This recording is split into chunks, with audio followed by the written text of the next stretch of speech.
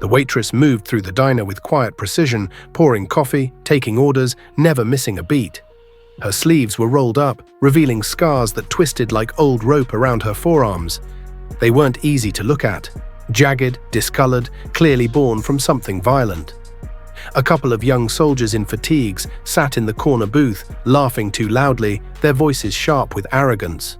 One of them made a crude remark about her arms, comparing them to someone who had fought a lawnmower and lost. His friend snickered, nudging him and muttering something about burn victims. The waitress didn't flinch. She didn't respond, not even with a glance. She just kept moving, head held high, back straight as steel, as if she'd heard it all before. Across the room, an older man watched. He wore his uniform with pride, but not for show. It was worn, aged by time and service. His medals weren't flashy. They told silent stories only those who had lived them could understand. A retired Marine, he had seen war, loss, and survival. When he first walked into the diner, he barely noticed the boys. But when they laughed again, he looked at the waitress's arms, and then he saw it.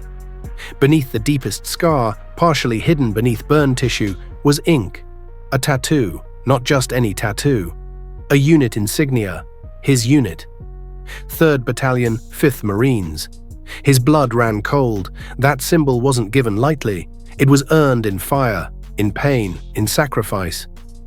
He stood slowly, the kind of movement that commands silence without effort. The diner grew still. He didn't walk toward the boys right away. Instead, he stepped toward the counter where the waitress stood. She looked up, tired but composed. He nodded at her forearm. "You served," he said, voice low but firm. She hesitated for just a second, eyes widening slightly before softening. Then she answered, "Helmand Province." "Ison Sibyl." He nodded again, slower this time. "Sangin?" he asked. She gave the smallest nod. Her sleeve shifted slightly, revealing a date inked beneath the insignia. October 18th, the day the gates exploded. The day 12 Marines died. The day she almost did too. The boys in the booth had stopped laughing. One of them scoffed, trying to regain some swagger. "No way," he muttered, shaking his head. "She was in Afghanistan. Look at her." The veteran turned now, slowly, calmly. The silence that followed was thicker than smoke. He pointed at her arm.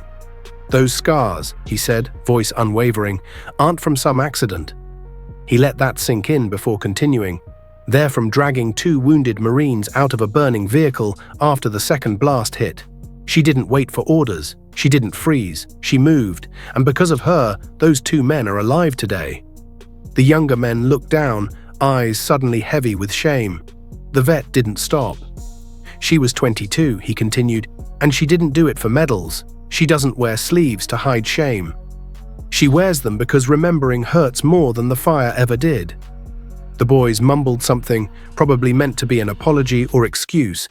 The veteran cut them off. "You laughed because you saw damage," he said. "I saw survival. You saw scars. I saw service." He paused, letting the weight of his words settle. "The difference between you and her isn't rank. It's respect." The waitress remained quiet, eyes focused ahead. Then, almost gently, she spoke. "I've been called a lot of things," she said. "Ugly, broken, liar, but the truth is, I'm still standing. And if that bothers you more than the fact I served beside people braver than you'll ever be, that's not my problem." Then, as if nothing had happened, she picked up the coffee pot and continued her shift. But everything had changed. Someone in the diner had recorded the moment. Within hours, it was online. Within a day, millions had watched. The video was titled, "They Laughed at Her Scars Until a Marine Stood Up." Comments flooded in. Veterans from every branch shared their own burn marks, their own stories of people who were never welcomed home like they should have been. One mother wrote, "My son was one of the 2 she saved. We never knew her name. Now we do." The diner changed after that. Emily Reeves was no longer anonymous. Her photo went up next to the register, a younger version of her in full combat gear, eyes fierce, arms bandaged. No one mocked her again. New recruits came in quieter, more respectful. Whenever they reached for their coffee, they did it with a little more humility. Emily never gave interviews. She didn't need to. Her silence spoke louder than anything they could write. That tattoo on her arm wasn't ink, it was memory, pain, loyalty.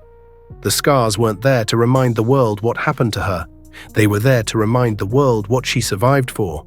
So the next time someone thinks a scar is a punchline, they should remember. Some wounds are earned by saving lives. And some heroes wear aprons and serve coffee long after the battlefield. If this story touched you, subscribe to the channel, hit that like button, and drop a karma in the comments below. Because sometimes the strongest people aren't the loudest in the room. They're the ones who've already walked through fire and kept going.